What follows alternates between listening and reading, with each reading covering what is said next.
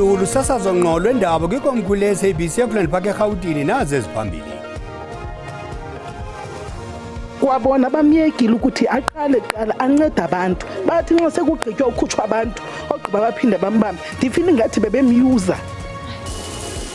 Lukhathazekile usapho lwevolontiya likhuphe imizimba kumgodi eStilfontein libanga ukuba eli volontiya ebeliphume ngenqawule liphinde lavalelwa emva kokubona kudliwanondlebe kumabonakude ngesenzo sobugorha.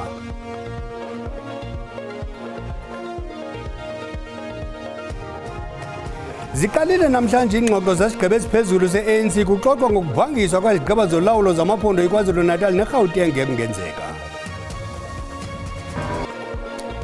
Xabisa ixesha ukuze nexesha likuxabise njengesikhalo ngeli xesha kweli jelo zindaba uxolo malibenani.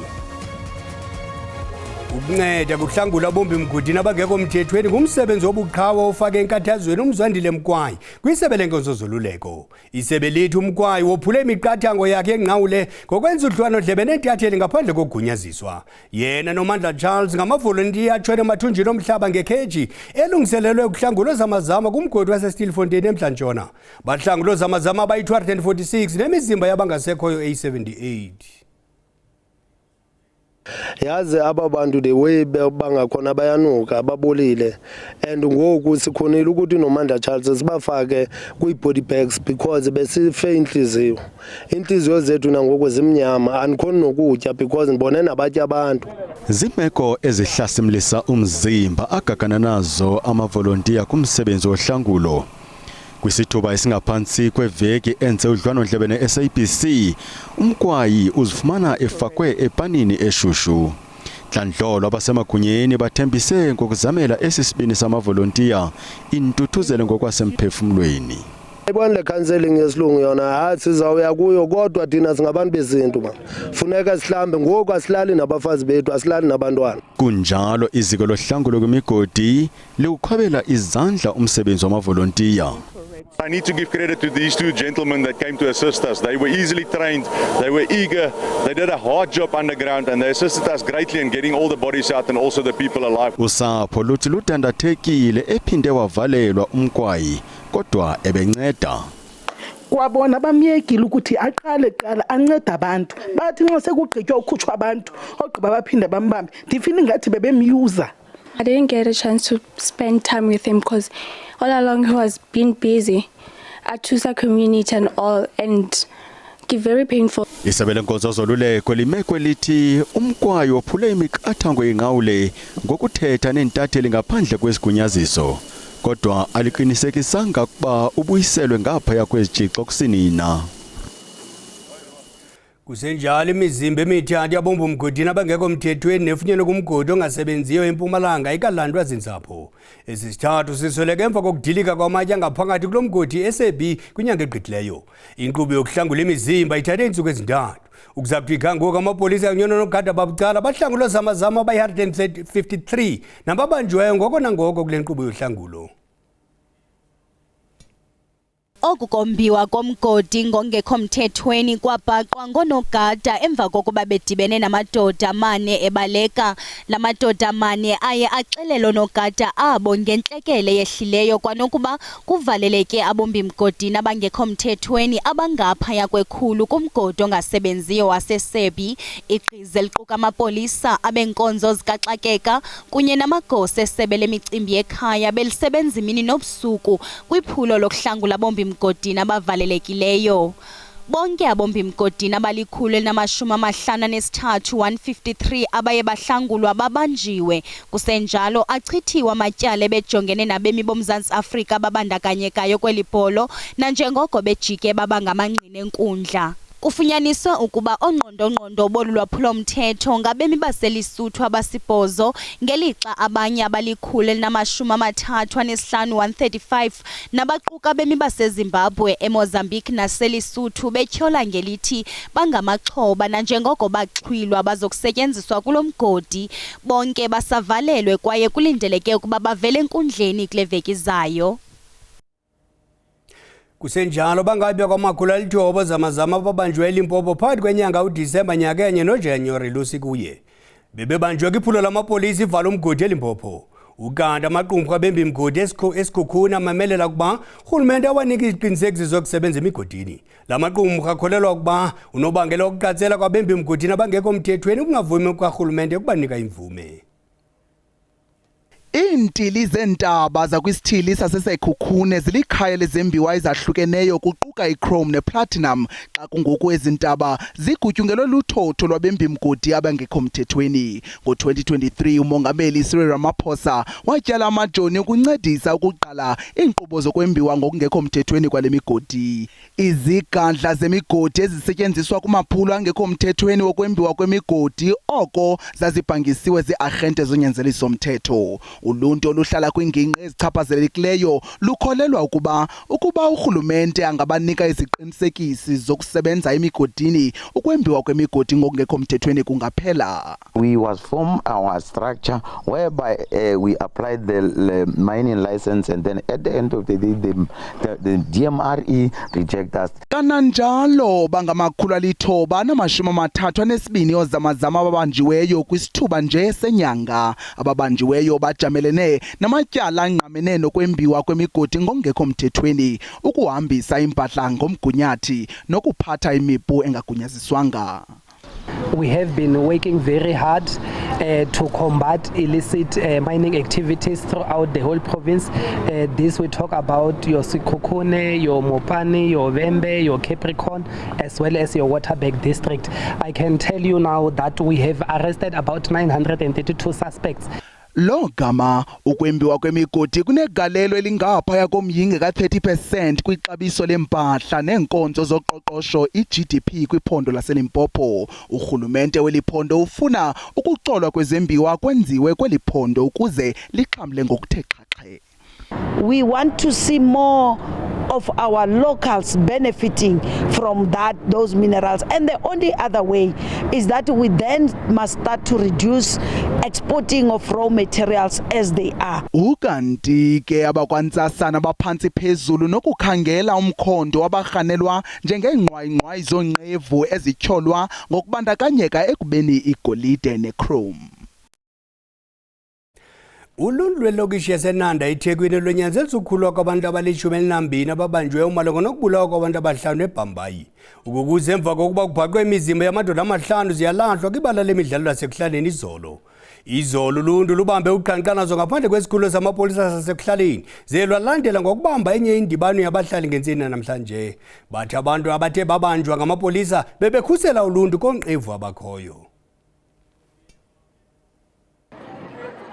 Amalungu omphakathi aseBhambayi agcwele izitiladi efuna kudedelwe abantu abayi-12 ababoshelwe icala lokubulala abalisa abahlanu. Lo mphakathi usola ukuthi laba abahlanu ababulewe ezintatha zangomgqibelo bangamalungu aziwayo eqembu lezigelekece elihlupha umphakathi.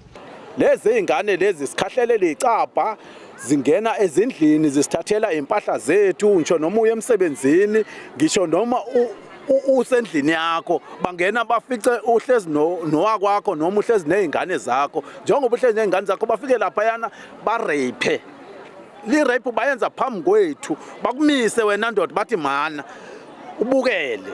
Ngokwezibalo zekota yesibili ka-2024 isiteshi samaphoyisa saseNanda sinesibalo esiphezulu samacala okubulala nokudlwengula kuleli. Imfuno zethu zizodwa nje ukuthi asinikezwe abantu abakasigadayo emphakathini ngoba amaphoyisa awakazi asigada nangelilodwa ilanga okusukela ku-August sibika ukuqekezelwa ukukhahlelelwa icapha ukudlwengulwa kwabantu emphakathini. Mhlawumbe umuntu akacacize because kunale rumor leloku ithi abantu ababulele iforum. We don't have a forum la lento le eBhambayi. Iforum esasinayo yabulawa yonke ibulawa lento le igebengu. Khona manjalo ekseni namhlanje kudutshulwe kwabulawa amadoda amathathu endaweni yaseNtuzuma. Bekukho esibaze besho uDade uthi hayi asibaze lutho njengoba lo wami ngizobe sihleli nayo ilanga lonke kwazi ngashawo 6 kodwa ntambama kusho nabasibihambela labangani ba futhi abahlukani isikhathi bahlali bahamba bobathathu. Labasolwa abayi-12 kulindeleke bavele enkantolo yemantshi yaseNtuzuma ngomsombuluko. Ngingona uNhlakanipho Magwaza ezindabeni ze-SABC eThekwini.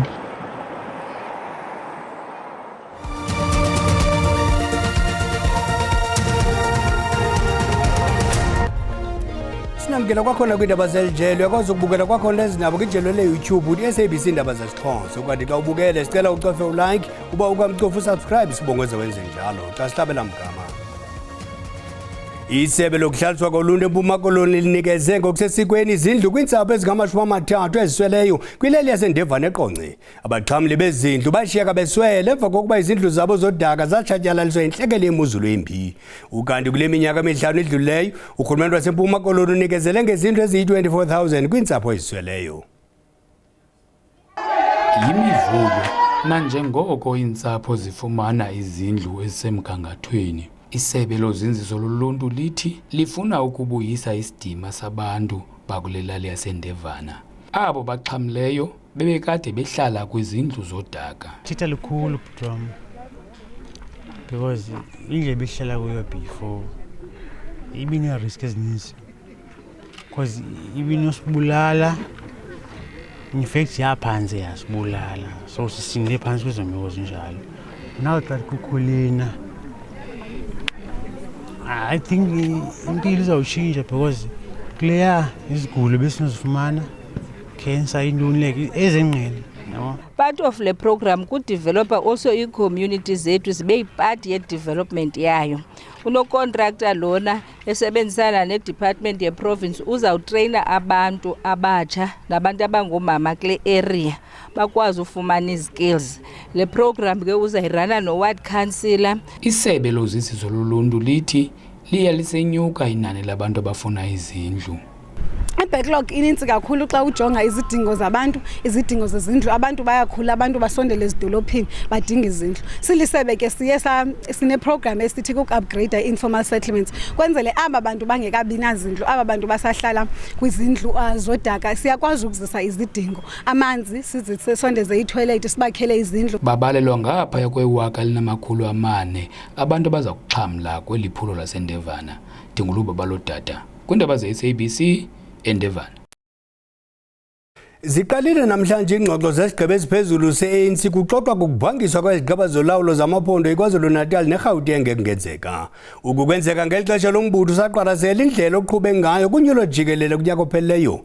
Kukokuqala nqa ezimbalini susela ukusungulwa kwedemokhrasi kweli ukuba i-ANC yayikade intandane izibhaqa seyibambisene namanye amaqela ngolawulo.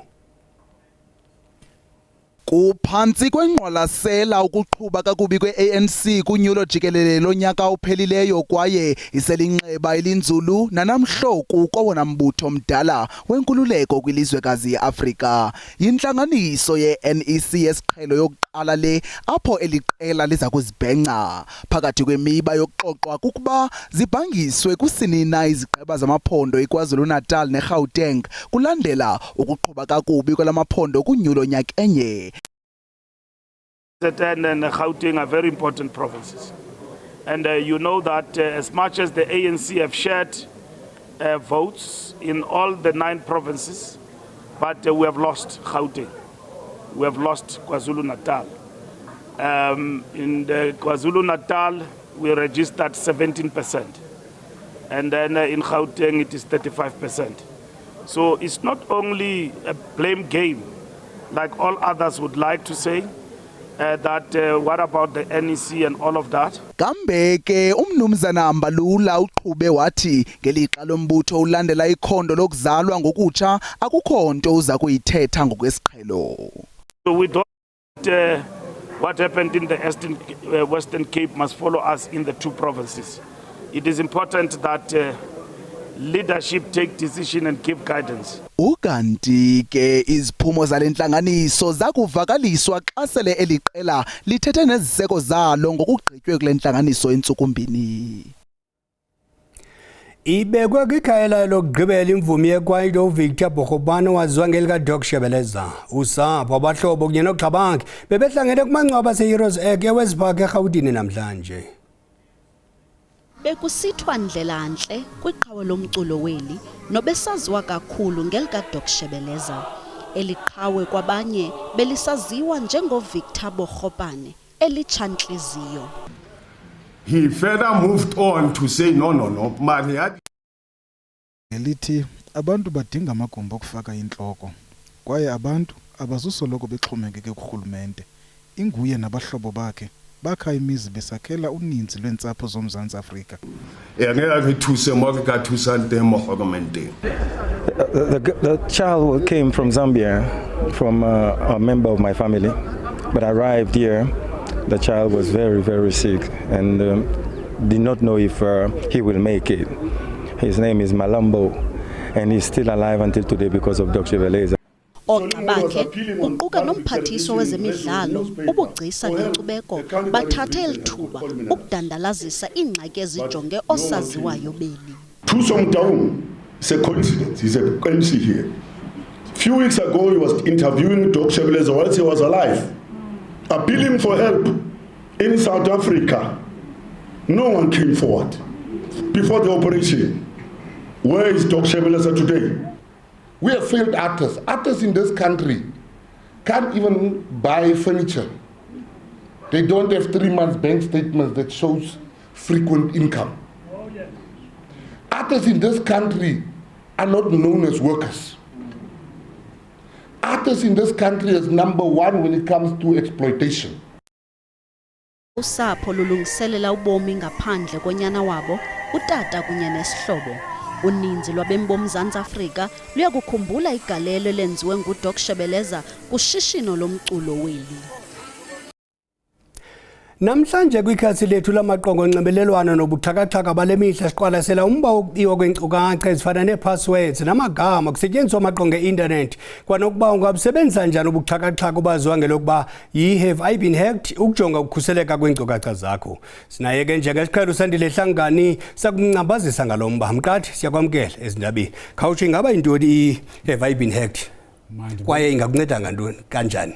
Mandiqale ndibulise Bhele pha kubabukeli bakho ekhaya. Lento ke ithetha ukuthi okanye namhlanje sithetha kanye nabantu abane-accounts esithi online. Ezi accounts ke ziquka i-bank accounts neza accounts ngakumba abantu abangoosisi bathenga kuzo impahla. Bazawuyazi abantu abangoosisi bathenga impahla kwiivenkile ezifana noThimo neevenkile ezifana ndiyazilibala ezinye ivenkile. So into eyenzekayo ke Bhele kukuba yohlukile kukuhekwa, yohlukile kwi-identity theft. Lo mntu uthatha over i-account yakho yempahla online. Siyibiza ngokuthi ke xa ithathe over, you have been pwned. Eli gama ngamanye amagama lithetha ukuthi owned, sisusa la o usekuqaleni sithi pwned. Yintoni abantu bamasithethe ngayo namhlanje lento kukuba Bhele ii-accounts za online zempahla ngakumbe zempahla ezi-3 million zihackiwe okanye ke they have been pwned. Yiyo lento sithi abantu masibaxelele ukuthi kubaluleke kangakanani na ukuthi bayijonge lento. Ungazikhusela njani kwiinkcukacha zakho ukuthi zingebiwa? Eyona nto ibalulekileyo ke ngoba uzawukhumbula Bhele once lo mntu lona athathe over la account yakho yempahla uzawuthenga impahla nge-account yakho okanye nge-credit card yakho. So kubalulekile ukuthi into yokuqala mawuyenze utshintsha i-credit card number yakho okanye okwesibini utshintshe i-password le ungena ngayo kule venkile yempahla uthenga kuyo.